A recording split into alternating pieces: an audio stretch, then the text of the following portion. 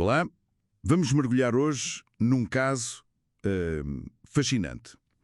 A Noruega. Pensemos nisto. De um dos países mais pobres da Europa, passou a ter um fundo de pensão governamental de, 1,7 bilhões de dólares. É um número astronómico. É.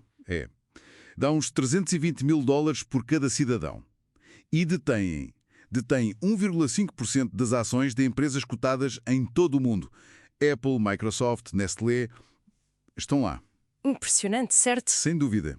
Então, a questão é, como é que fizeram isto? Quer dizer, outros países como a Líbia ou a Venezuela tiveram acesso a recursos naturais, muito valiosos também, mas os resultados foram... Completamente diferentes, desastrosos em alguns casos. Exatamente. Qual foi o segredo norueguês? Vamos tentar perceber isto, olhando para a história económica deles, como geriram o petróleo, as decisões-chave, com base nas fontes que analisamos. Certo. Comecemos então antes do petróleo. A Noruega que hoje conhecemos, até aos anos 60, talvez 70, era um país, relativamente pobre. Sim, uma realidade muito diferente. Agricultura difícil, solos pouco férteis, invernos longos, um passado complicado, sob domínio dinamarquês, e uma taxa de imigração brutal no século XIX. Um terço da população saiu. Precisamente.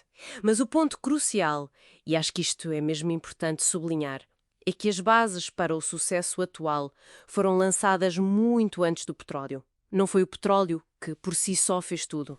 Interessante. Como assim? Bem, depois da independência em 1905, eles focaram-se naquilo que já tinham de forte. A longa costa, os fiordes, isso impulsionou a indústria naval, claro.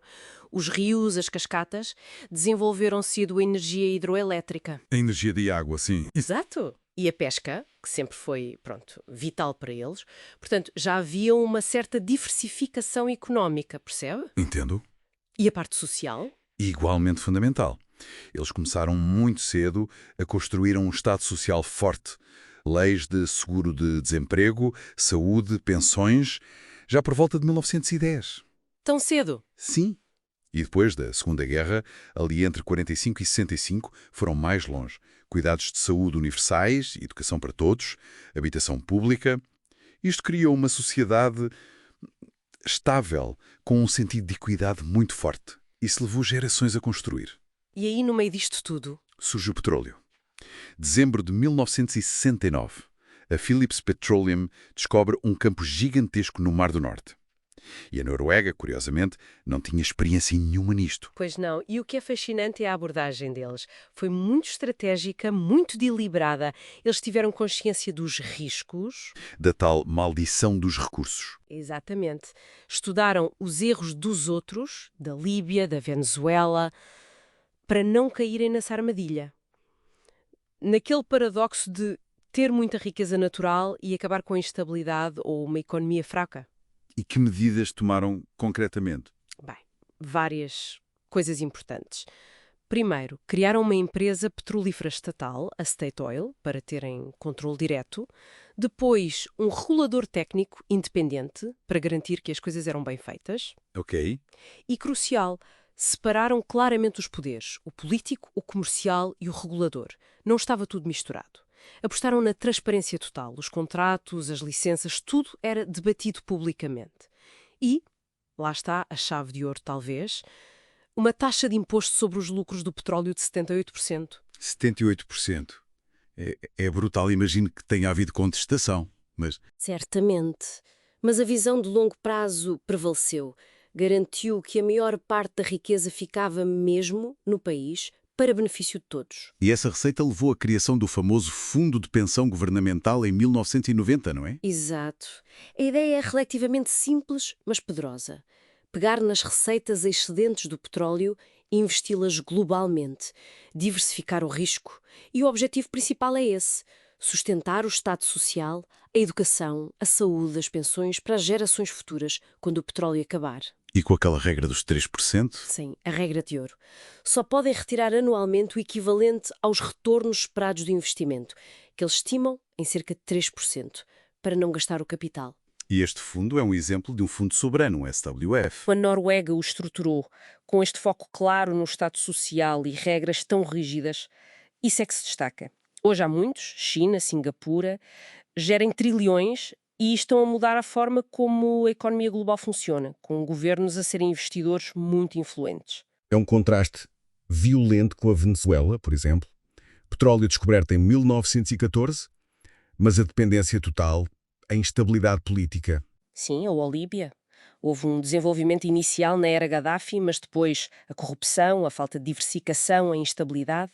Claro que o colonialismo teve o seu papel nestes países, não podemos ignorar isso, mas as decisões depois de encontrarem os recursos foram, de facto, muito diferentes das norueguesas. Então os fatores-chave da Noruega seriam a diversificação, que já existia, a transparência, a visão de longo prazo e instituições fortes. Eu diria que sim.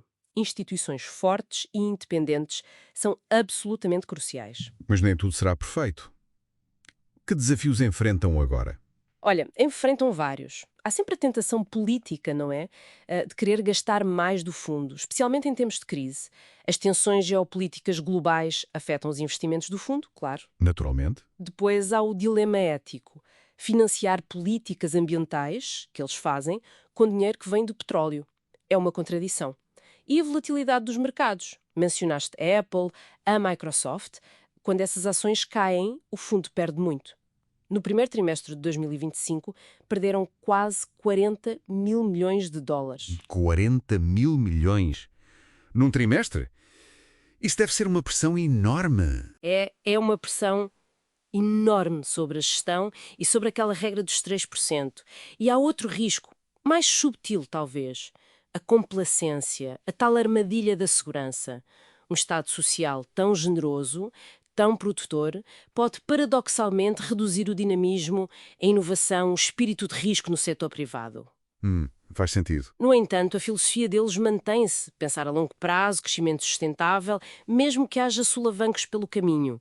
E quando se compara a qualidade de vida em Oslo com as dificuldades em Caracas ou Trípoli, bem, o resultado da estratégia está à vista. Portanto, a grande lição aqui parece ser que a riqueza da Noruega não veio só do petróleo que estava no chão. Veio da estrutura social, do planeamento, do consenso que construíram antes do petróleo aparecer. E das escolhas muito prudentes que fizeram depois. Exatamente. Foi uma combinação de sorte com muita inteligência e disciplina coletiva. O que nos deixa a pensar, será que uma rede de segurança tão forte, tão completa, que é algo que muitas sociedades desejam, pode, por ironia, acabar por limitar a agilidade, a inovação, aquele dinamismo que uma nação precisa para navegar um futuro que parece cada vez mais incerto? Fica a questão. Se este episódio te deu uma nova perspectiva, subscreve o canal e partilha com alguém que também precisa de ouvir isto. No Mentalidade Minoritária estamos aqui para construir conhecimento.